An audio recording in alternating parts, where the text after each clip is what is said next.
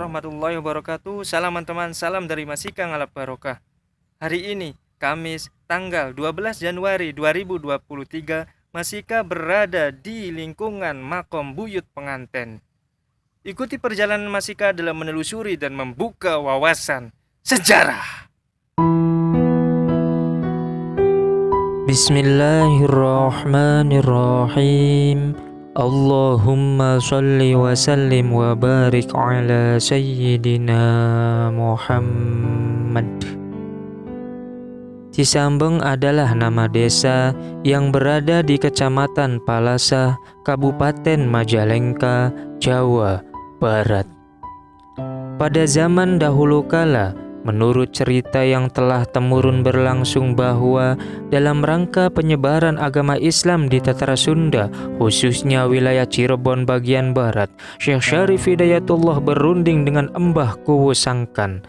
Atas nama pemerintahan Kesultanan Cirebon memerintahkan Syekh Syarif Arifin untuk menyebarkan ajaran Islam ke daerah-daerah yang masih memeluk animisme dan ajaran sesat lainnya.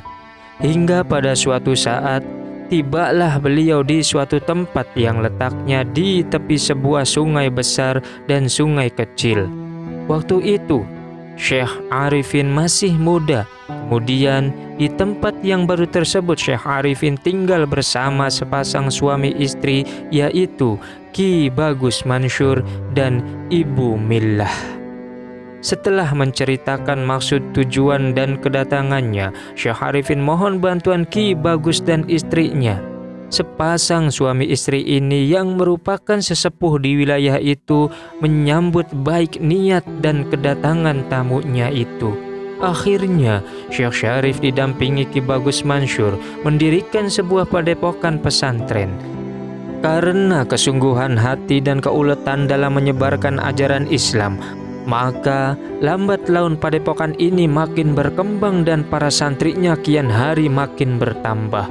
Padepokan pesantren yang terletak di Bobojong itu tumbuh dan berkembang pesat berkat kerja keras dan karya nyata, sehingga Syekh Arifin memberi gelar Ki Buyut Nyata kepada Ki Bagus Mansur. Hal ini karena semua program yang direncanakan menjadi kenyataan semua. Setelah tinggal dan berada di padepokan pesantren Bobojong, maka menikahlah Syekh Syarif Arifin dengan putri Ki Gedeng Kawunganten. Tak lama berselang, lahirlah dari hasil pernikahan ini seorang putra laki-laki yang diberi nama Ki Waridah.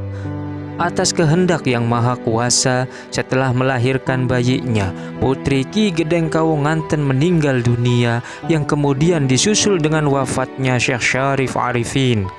Setelah kematian kedua orang tuanya, Ki Waridah diasuh oleh Kuwu Babakan Jambu. Dan setelah dewasa, Ki Waridah ditikahkan dengan seorang putri Kuwu Babakan Jambu. Adapun padepokan pesantren di Bobojong setelah meninggalnya Syekh Syarif Arifin dikelola oleh Ki Buyut Nyata, dan kemudian dipanggillah Ki Waridah agar bersama Ki Buyut Nyata meneruskan perjuangan Syekh Syarif Arifin menyebarkan agama Islam di padepokan pesantren Bobojong itu. Dari pernikahannya dengan putri Ki Kuwu Babakan Jambu, Ki Waridah dikaruniai 5 orang anak laki-laki. Alkisah, pada suatu hari ketika Ki Buyut Nyata sedang mengadakan pesta perkawinan anaknya yang pertama, yaitu yang bernama Ki Buyut Panganten, yang makamnya terletak di sebelah barat Desa Buntu.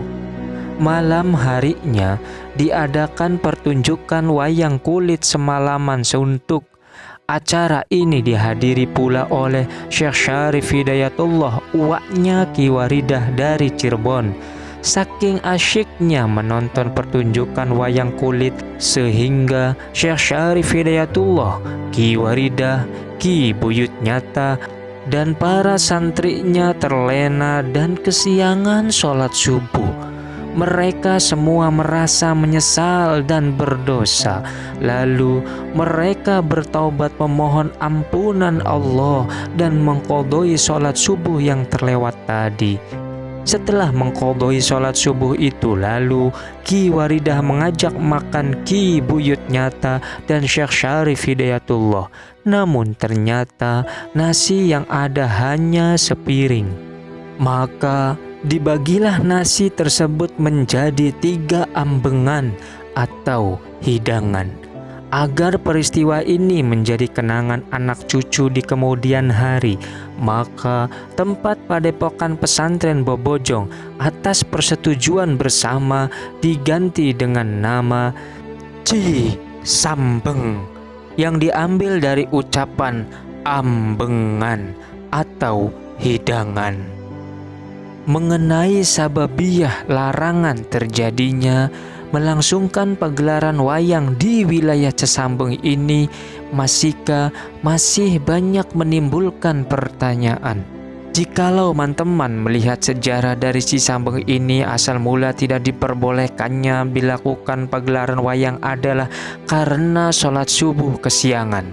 Akan tetapi, jika teman-teman melihat video sebelumnya tentang sejarah Desa Wragati, larangan tidak diperbolehkannya melangsungkan pagelaran wayang adalah karena seorang dalang menculik pengantin.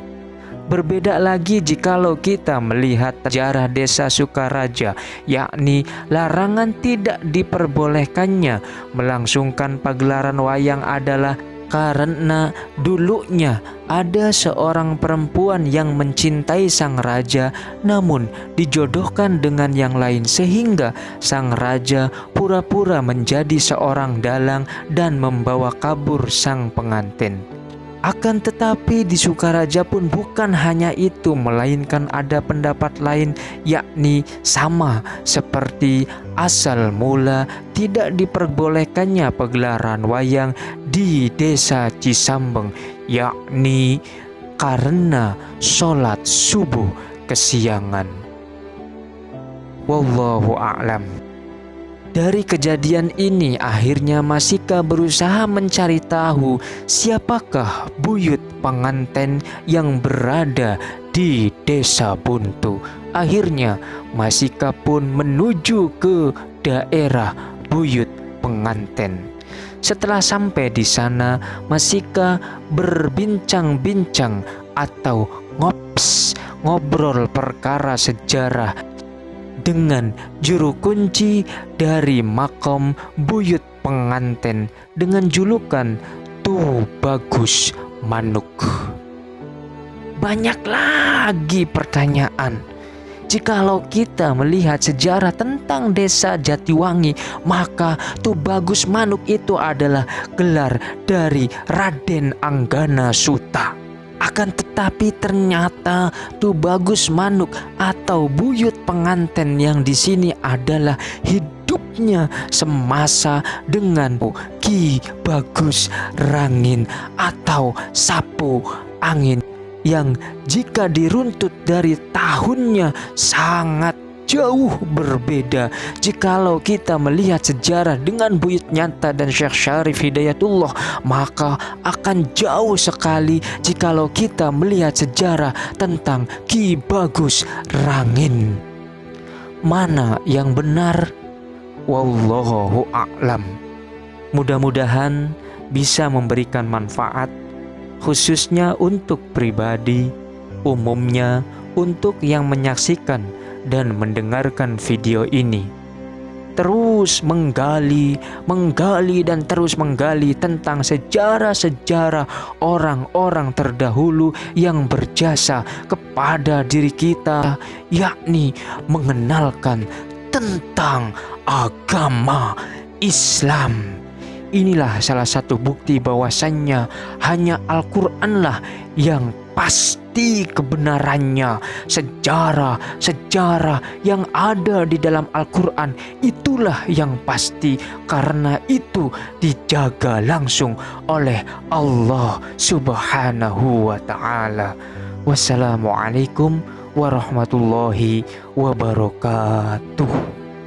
Ibadallah rijalallah aghisuna li ajlillah wa kunu aunana lillah Asa nahdha bi fadlillah.